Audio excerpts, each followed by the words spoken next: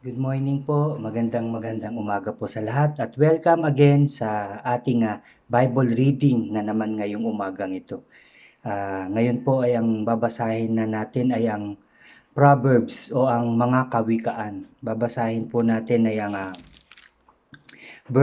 chapter 3, verse 21 hanggang 35 po. Kawikaan or Proverbs ng chapter 3, verse 21 hanggang 35. Hayaan niyo po munang basahin ko itong panimula ng Proverbs. Sabi po dito, ang aklat ng mga kawikaan ay kalipunan ng mga turo kung paano mamuhay ng matuwid at kalugod-lugod sa Diyos. Karamihan nito'y tumatalakay sa mga bagay na praktikal at pang-araw-araw, tumatalakay sa mga bagay na praktikal at pang-araw-araw na nagsisimula ito sa pagpapaalalang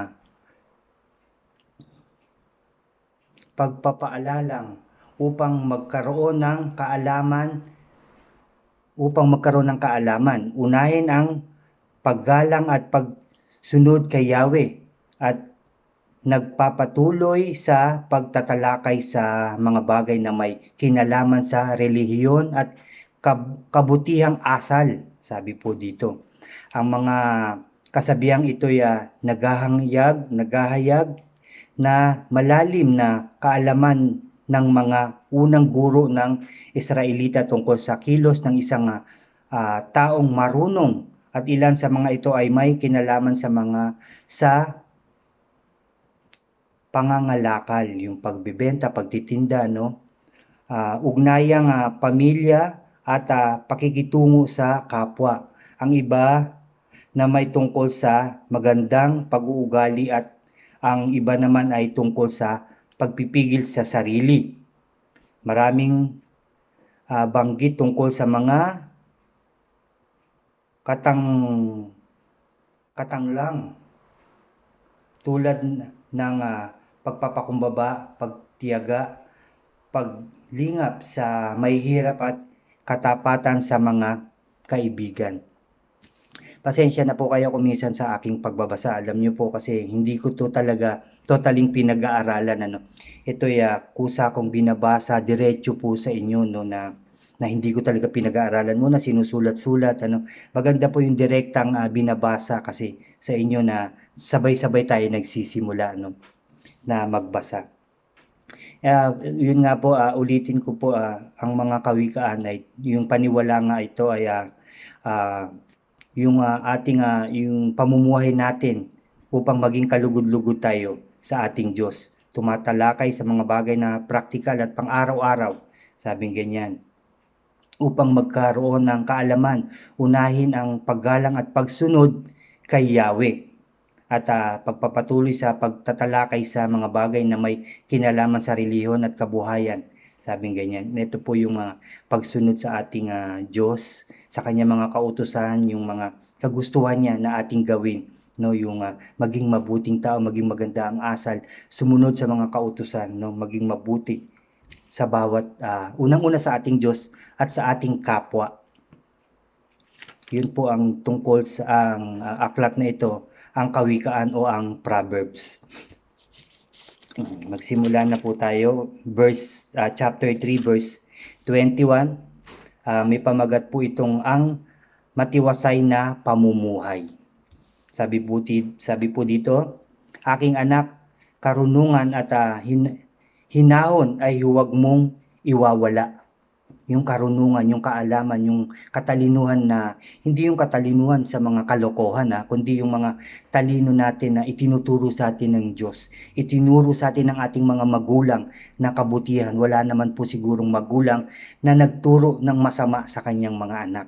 Na po, yun po ang sinasabi dito, aking anak, karunungan at hinahon ay huwag mong iwawala. Yung karunungan na itinuro una ng ating Diyos sa atin, ito sa ating pagbabasa ng kanyang mga salita, yung mga lagi niya sinasabi na gawin natin, na sundin natin, at yung pagiging mahinahon natin, tanggalin natin yung pagiging magagalitin, maiinitin ang ulo, yun ang itinuturo sa atin ngayon ng ating Diyos. Yung maging mahinahon tayo. Mahinahon sa pagsasalita, mahinahon sa paggawa, mahinahon sa pag-iisip. No? Yun po ang hinihiling o itinuturo sa atin ng Diyos ngayong umagang ito. Sabi po dito, huwag babayaang makaalpas sa isipan at gunita. Huwag natin pabayaan na makaalis o ialis sa ating isipan o gunita yung pagiging mahinahon, pagiging marunong. Ano po? Pagkat dulot nito masagana at marangal na pamumuhay. Yan po ang sabi sa verse 22. Pagkat dulot nito masagana at marangal na pamumuhay sa bawat isa sa atin. Hindi lang sa atin, hindi lang sa akin, hindi lang sa pastor o sa mayayaman, kundi sa ating lahat ng mga taong nilalang na kanyang ginawa. Siya po ang gumawa sa atin. Ginawa niya tayo na may tunay na pagmamahal. Hindi ba po? Ulitin ko lang verse 22, pagkat dulot nito ay masagana at marangal na pamumuhay. Verse 23, at kung magkagayoy lalakad kang matiwasay sa landas mo'y hindi ka matatalisod. Naku, napakaganda po, hindi ba? Ulitin ko lang verse 23, at kung magkagayoy lalakad kang matiwasay sa landas mo'y hindi ka matatalisod kung patuloy tayong susunod sa ating Diyos, sa kanyang mga kautusan, kung patuloy nating isa sa puso't isipan ng kanyang mga katuruan, kanyang mga karunungan, mga kanyang kagustuhan, no? Kung pagpatuloy natin yun isa sa puso't isipan, isa sa buhay natin, no, magiging mahinahon tayo palagi. Yun nga sabi ko kanina, mahinahon sa lahat ng bagay, sa paggawa, sa pagsasalita at pag-iisip, no? Walang galit sa puso dapat, ano? Magpapatuloy tayo ng magandang buhay. Sabi sa verse 23 yon. Sa landas mo hindi ka matatalisod, ano? Hindi tayo magkakamali, hindi tayo mapapaliko, hindi tayo madadapa o matatalisod dahil sinusunod natin ang ating Diyos. Sabi sa verse 24, sa lahat ng iyong lakad wala kang aalalahanin sa lahat ng lakad at lahat ng pagtulog mo ay masarap at mahimbing dahil wala tayong iniisip, no? Wala tayong nasaktan tao, wala tayong natapakan, wala tayong nasabihan na hindi maganda, no? Kundi puro kabutihan lamang yung ating sinasabi, kundi kabutihan lamang yung ating itinuturo at ikinikilos, wala tayong dapat isipin dahil nasa sa Diyos tayo, protektado tayo ng Diyos, no? Sa ating pagtulog magiging mahimbing at masarap ang ating paggising, lalo na pagtulog, lalo na sa ating paggising natin, naiisip kagad natin na magbasa ng salita, makinig ng salita ng Diyos. Puro kaayusan lamang ang ating mararamdaman, kaginhawahan lamang ang ating mararanasan sa ating mga buhay. Amen po. Sabi po sa 25, kahit hampas nitong bagyo ay dumating ng biglaan, hindi ka mababagabag tulad ng mga mangmang. No, dahil nga alam natin ang kautusan ng Diyos, alam natin ang katuruan ng Diyos, alam natin ang pangako ng Diyos sa atin, hindi tayo mababagabag. Kahit tayo natutulog, no, may bagyo man dyan o ano man na nangyayari, hindi tayo dahil protektado tayo ng Diyos, dahil sumasa atin ng Diyos, dahil nagtitiwala tayo sa Diyos, dahil nananampalataya tayo ng buong puso at kaluluwa sa ating Diyos, hindi tayo mababagabag. Matulog tayo ng mahimbing. Masarap ang tulog natin sa gabi at pagising natin maayos din. Dahil protektado tayo ng Diyos. Dahil sumusunod tayo sa Kanya. Dahil tayo matuwid na lumalakad, di ba? Sa Kanyang mga kautusan, katuruan. Hindi tayo mababagabag kailanman.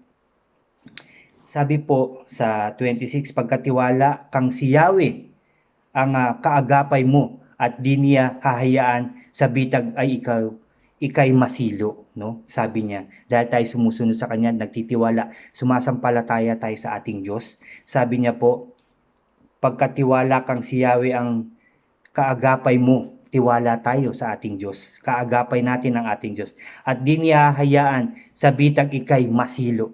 Hindi niya papayagan yun. Mapaano tayo, mapasama o anuman, madulas, madapa. Hindi niya tayo papabayaan. Dahil nasa sa Kanya tayo. Dahil sumusunod tayo sa Kanya. Dahil mahal natin ang ating Diyos. At dahil din tunay ang Kanyang pagmamahal sa bawat isa sa atin.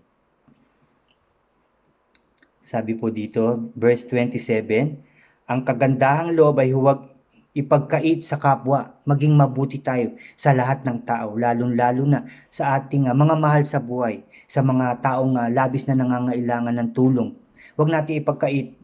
Kung tayo man ay talagang meron lamang ng kakaunti, pwede natin sharean din siya ng konti, hindi ba po? At least naging maganda tayo sa paningin ng Diyos at sa ating kapwa, hindi ba po? Naging malinis tayo. Sabi nga, ang kagandahang loob ay huwag ipagkait sa kapwa. Kahit tayo mahirap lamang, pero tayo mabuting tao, malinis ang ating puso, tutulong tayo ng buong puso. No? Ito, pasensya ka na, bigyan natin. May blessings din kami, kaya i-share natin kahit papaano. Di ba po? Napakagandang puso. Parang napanood ko po sa balita na may isang tao na talagang siya ay mahirap. Sabihin natin na siya rin ay kapos din pero sabi nga po niya nakakaano ng loob kasi Kasi sabi niya at umiiyak siya nung sinabi niya yon na hindi lang siya nagugutom, marami ring nagugutom kaya yung kanyang kakaunting pagkain, yung kanyang blessings na natatanggap sa ating Diyos, i-share niya rin sa mga taong nagugutom dahil alam niya sa puso niya at isipan niya na marami ring nagugutom. Napakabuting tao, napakalinis na puso. Nawa tayo rin ay bigyan ng ganong klaseng puso. Ano po? Yung nakikita natin na talagang naghihirap, nangangailangan at nagugutom. Kahit konti, masharean din natin sila ng buong puso. Hindi yung mag-share tayo na ay may nakakakita, abutan ko rin siya.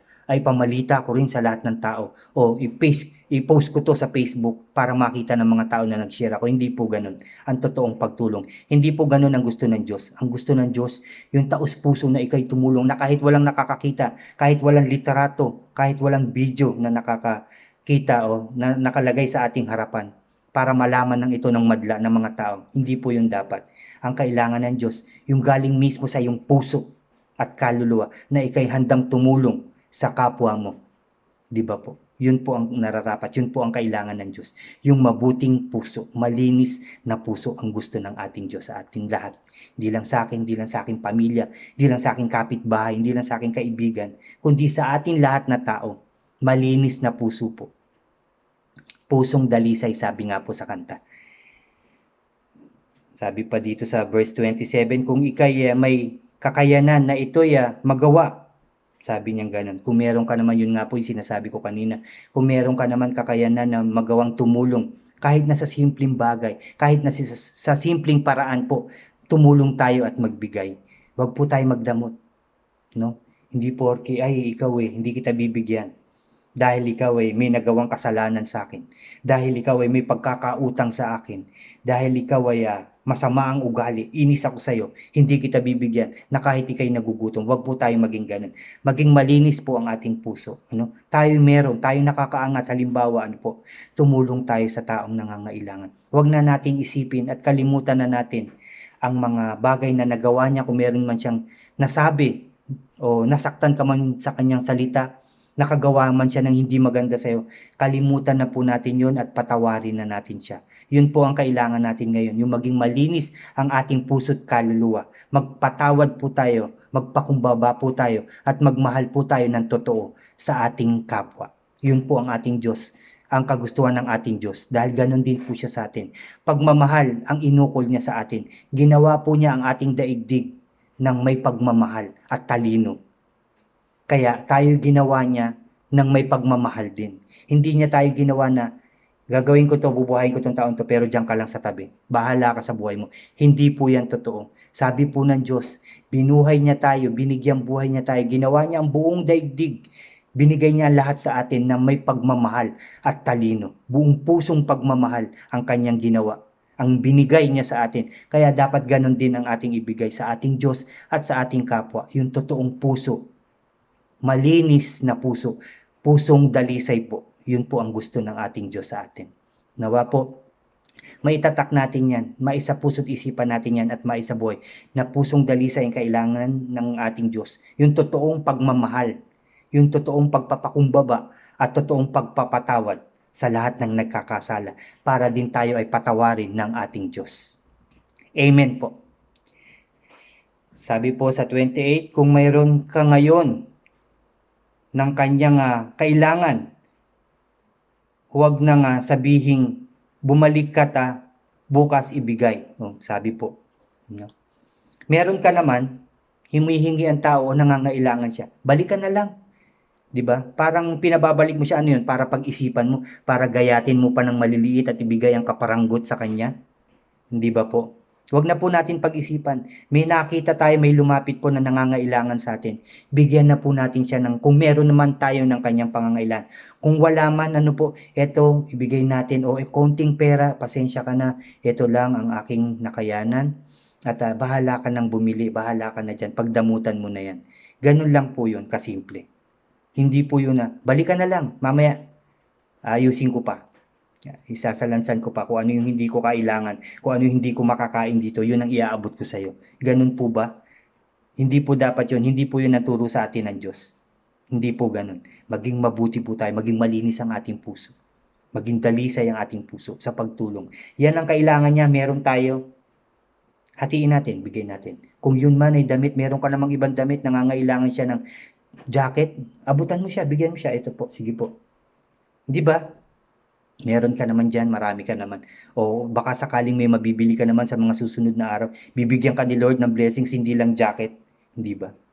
Maraming ibibigay sa'yo. Dahil mabuti ang puso mo, dahil malinis ang puso mo, hindi ka magkukulang, kundi labis-labis ang ibibigay sa'yo ng ating Diyos. Sabi po dito, 29, huwag gawan ng masama ang iyong kaibigan na sa iyo'y masama, ulitin ko lang, sabi sa verse 29, huwag gagawa ng masama ang iyong kaibigan na sa iyo'y umaasa at may tiwalang lubusan. Huwag gagawa ng masama ang iyong kaibigan, hindi lang kaibigan, kundi siguro bagong kakilala, mahal sa buhay. Huwag nating gagawan. Umaasa siya sa atin. Huwag nating gawan ng masama. Di ba umaasa siya na ikay pupunta, umaasa siya na bibigyan mo siya, pero hindi ka dumating, pero hindi mo siya binigyan. Pero alam niya, at alam mo sa sarili mo na may ibibigay ka, pero hindi mo po yun binigay sa kanya. Pinaasa mo siya, sinaktan mo siya. Huwag mo po raw yun gagawin. Huwag po natin gagawin yun. Sa mga taong totoong umaasa sa atin, huwag po natin gagawin. Huwag po natin siya sasaktan at huwag po natin silang gagawa ng masama. Ang lahat ng tao, ang lahat ng ating mga mahal sa buhay, lahat ng ating kapwa. Sabi po dito, huwag makikipag-away ng walang sapat na dahilan. Kung hindi ka ginawa ng anumang kasamaan, di ba? Ba't mo siya gagawa ng masama, hindi ka naman niya ginawan? Gusto mo lang bang makipag-away? Gusto mo lang bang galitin siya? Huwag po natin gagawin yun. Maging mabuting tao po tayo. Sa lahat ng tao, sa kapwa natin, kapitbahay man niyang kaibigan, maging magandang halimbawa po tayo, lalo-lalo na sa ating pamilya. Maging mabuting halimbawa po tayo. Gumawa tayo ng kabutihan. Huwag nating gawa ng masama ang ating kapwa. Huwag natin silang galitin o gawa ng anumang pagkakamali, no? O makagawa rin sila ng kasalanan. Huwag tayong maging dahilan ng paggawa nila ng kasalanan. Maging mabuti tayo sa Kanya upang mabuti rin ang Kanyang iganti o gawin sa Kanyang mga mahal sa buhay at sa ibang tao. Maging magandang ehemplo po tayo. Yun po ang gusto ng ating Diyos sa atin lahat. Sabi nga, huwag makikipag-away ng walang sapat na dahilan kung hindi ka ginawa ng anumang kasamaan. Di ba po? Hindi po dapat yun. Sabi pa dito, 31, huwag kang maiinggit sa taong marahas, nilalakad man sa masama niyang landas. Huwag po tayong sasama kung alam natin na kasamaan yung o masama yung kanyang gagawin o binabalak. Hadlangan natin, sabihin natin na hindi mabuti yan. At iakayin natin siya sa mabuting gawain. At sabi po dito, pagkat si Yahweh ay nasusuklam sa mga isipang baluktot, sabi niya. Kaya sabi, di ba sabi po sa 31, huwag kang maiinggit sa taong marahas, nilalakad man sa masama, huwag kang maiinggit sa taong marahas, nilalakad man sa masama niyang landas, sabi sa 32, pagkat si Yahweh ay nasusuklam sa mga isipang baluktot. Ngunit, galit ang Diyos, di ba? Sa mga baluktot, sa mga maling gawain, sa mga masamang gawain. galit ang ating Diyos. Ngunit nalulugod siya sa taong sa kanya ay may takot. Pag sumusunod po tayo sa ating Diyos, sinusunod natin ang kanyang katuruan, gumagawa tayo ng kabutihan, malinis ang ating puso, malulugod po sa atin ang Diyos. Hindi po niya tayo pababayaan.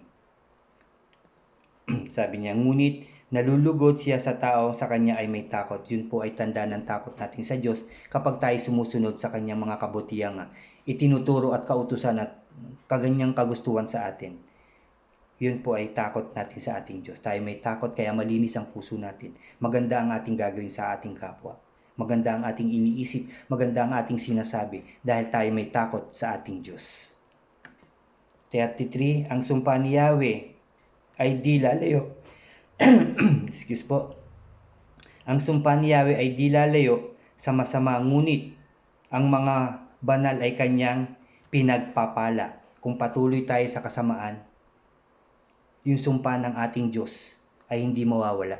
Pero kung patuloy tayong susunod at iiwas sa gawang masama, iiwas sa kaaway, sa mga masamang gawain, magpapatuloy ang pagpapala ng ating Diyos sa atin. Patuloy hanggang sa ating mga anak, hanggang sa susunod nilang henerasyon, magpapatuloy ang pagpapala. Kung pagpapatuloy din ng ating mga mahal sa buhay, ang ating mga anak, apo, ang gawaing mabuti, ang mga katuruan ng Diyos, ang mga kagustuhan ng Diyos, kung patuloy din nilang susundin, isa sa puso at isipan, magiging mabuti silang tao, una sa Diyos at sa kapwa. Magpapatuloy ang kapwa, ang blessings, umaapaw sa bawat pamilya.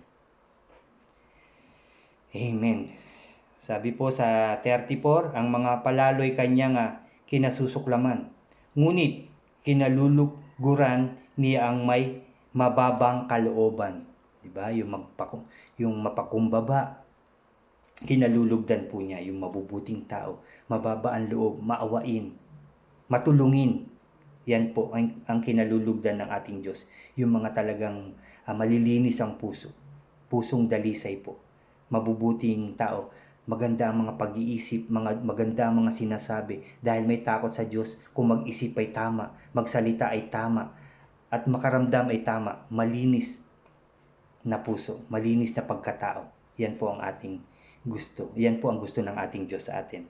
At lastly, ang taong matalino'y magkakamit karangalan, ngunit puro kahihiyan ang aanihin ng mangmang. Yung mga hindi sinusunod, May sinasabi ang Diyos, nandito ang Biblia, nakikinig ng salita ng Diyos, nanonood, pero hindi sinusunod. Mangmang po ang tawag doon. Mangmang po ang sabi dito sa Biblia. Pero doon sa mga taong matalino, yung mga sumusunod sa ating Diyos, malinis ang mga ginagawa, malinis ang iniisip, malinis ang puso, matulungin sa kapwa, hindi madamot, hindi mayabang. Yun po ang kinalulugdan ng ating Diyos, makakamit ang karangalan. Ngunit, puro kahihiyan ang aanihin ng mga taong mangmang, di ba? Dahil hindi mo sinusunod ang salita ng Diyos, wala kang sinunod na tama, puro kahihiyan. Dahil yung mga mata ng tao, yung mga iniisip ng tao, puro pangit na lamang ang iniisip sa'yo. Kaya puro kahihiyan ang iyong mararamdaman, ang iyong makakamtan, sabi nga. Puro kahihiyan ang aanihin, sabi. Pero tayo, mga sumusunod sa Diyos, lumalapit sa Diyos, humihingi ng tawad sa lahat ng kasalanan at muling hindi na ginagawa ito ang mga pagkakamali. Patuloy na lumalakad sa tama, sa kautusan ng Diyos. Tayo ay pararangalan ng Diyos. Hindi niya tayo pababayaan.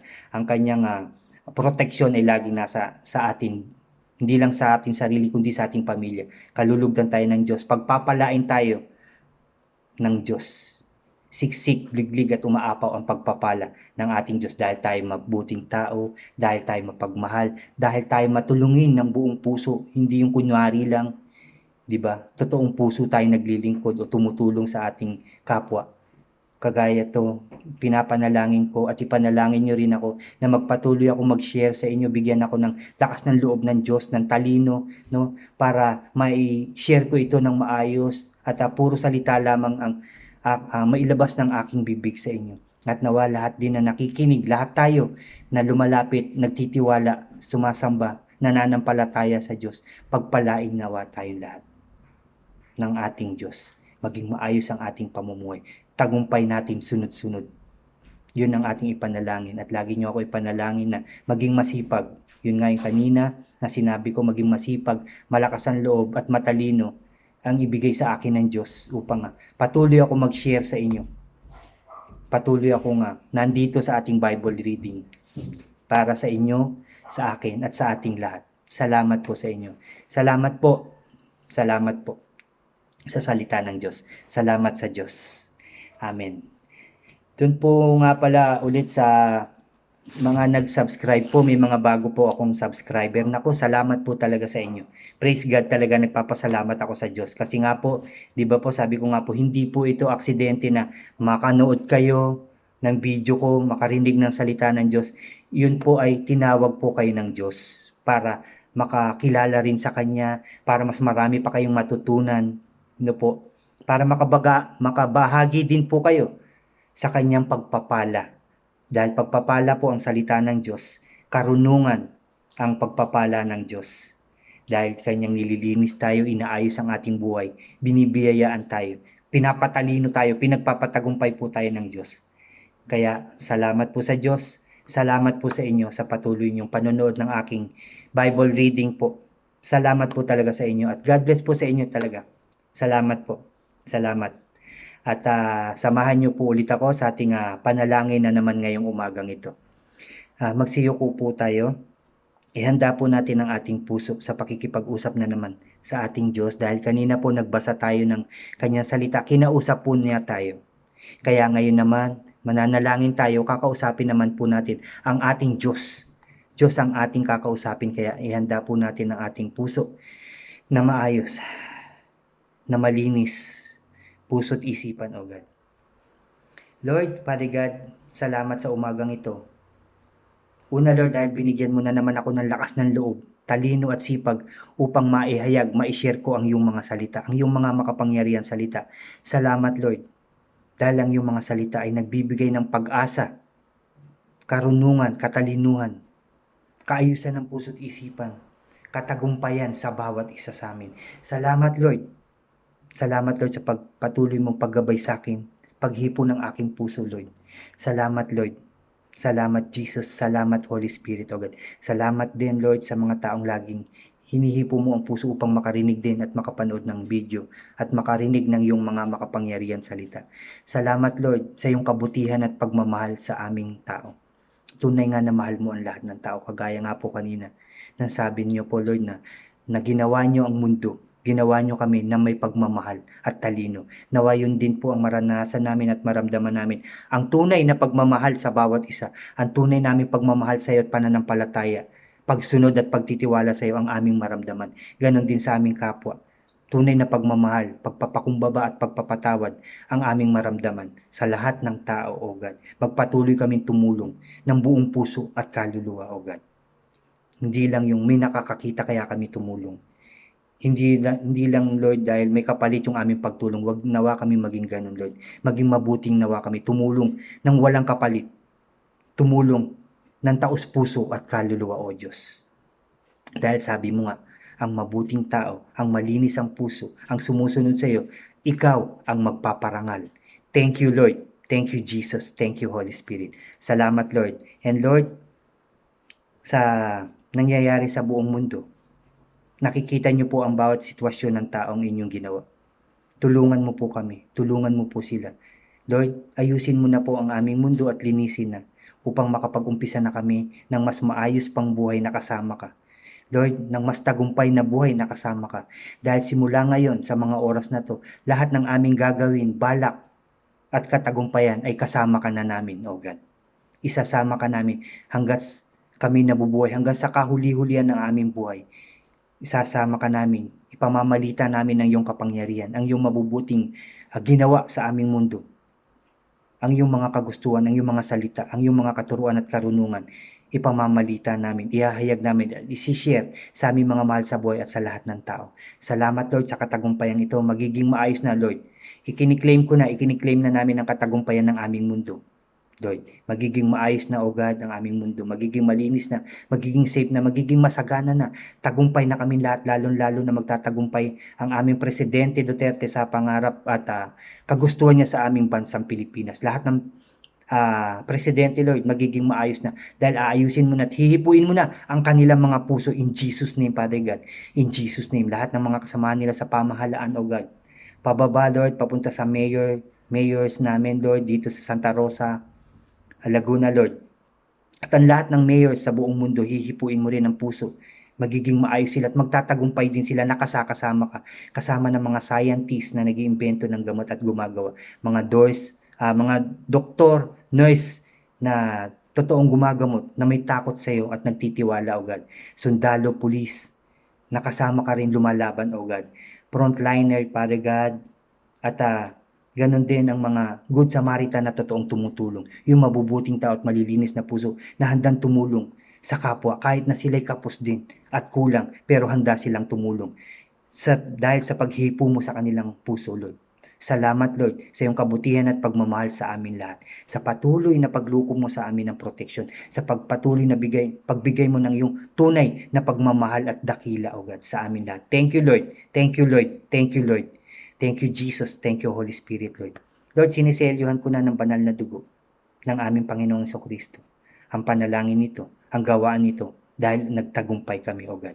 Thank you, Lord. Thank you, Jesus. Thank you, Holy Spirit, O God. Lord, salamat sa iyong pagmamahal at kabutihan. Your love endures forever, O God. Pinupuri ka namin, pinasasalamatan, sinasamba at dinadakila, O Diyos, sa tanging pangalan na aming Panginoong Kristo, na aming tagapagligtas. Ang lahat ay magsabi ng Amen. And amen. And amen. Amen po. Nag-amen din po si Rico. Andyan po ang aking anak na lagi ko rin siya kasama sa aking panalangin sa hapon, sa 6 p.m. po. Nananalangin kami bago matulog. Kasama ko rin siya manalangin. At kung kami kakain, kasama ko rin po siya. At siya rin po ang nagpapasalamat sa biyayang bigay ng ating Diyos. Salamat pong muli. Patuloy po tayong manalangin. Patuloy po tayong manalig sa Diyos. Magtiwala. Maging mabuting tao, maging malinis ang puso. Magpatuloy po tayong lahat. Salamat pong muli sa inyong lahat. God bless po. At sa mga bago po ulit sa aking channel, mag-subscribe po kayo. I-like nyo po yung ating mga videos. At click nyo po yung notification bell para updated po kayo sa lahat pang video kong ipa-upload. Salamat po. Salamat sa Diyos. Tagumpay natin sunod-sunod. Hallelujah. Amen po. See you soon po.